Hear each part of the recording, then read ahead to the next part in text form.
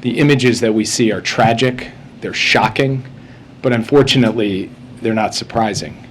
We released information even before Russia's invasion, showing that Russia would engage in acts of brutality against civilians, including targeted killings of dissidents and others they deemed a threat to their occupation.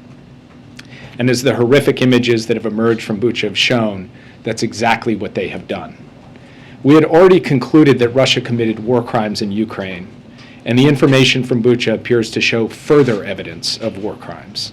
And as the President said, we will work with the world to ensure there is full accountability for these crimes. We are also working intensively with our European allies on further sanctions to raise the pressure and raise the cost on Putin and on Russia.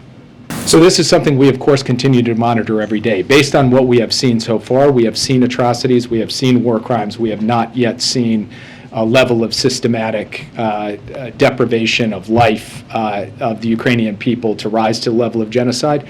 But again, that's something we will continue to monitor. There is not a mechanical formula for this.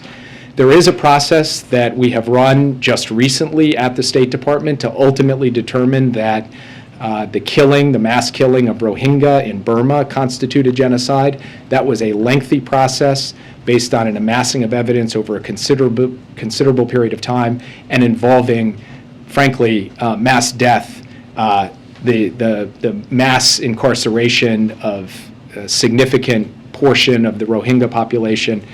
And we will look to a series of indicators along those lines to ultimately make a determination in Ukraine. But as the President said today, we have not arrived at that conclusion yet. I don't want to get into the specific intelligence related to Bucha at this point, but what I will say, as I said at the outset, is even before the invasion happened, we shared information with the public, with the press, including from this podium, that Russia was intending, as a matter of policy, not as a matter of one guy in a unit in a suburb of Kyiv, but as a matter of policy in this war, to kill dissidents, to kill those who caused problems for the occupation, and to impose a reign of terror across occupied territories within Ukraine.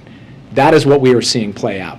So no, we do not believe that this is just a random accident or the rogue act of a particular individual. We believe that this was part of the plan. We declared it from this podium as part of the plan, and now we are seeing it play out in real life in living color in these terrible, tragic images we are seeing come from Bucha. You can expect further sanctions announcements this week, and we are coordinating with our allies and partners on what the exact parameters of that will be. But yes, this week we will have additional economic pressure elements to announce.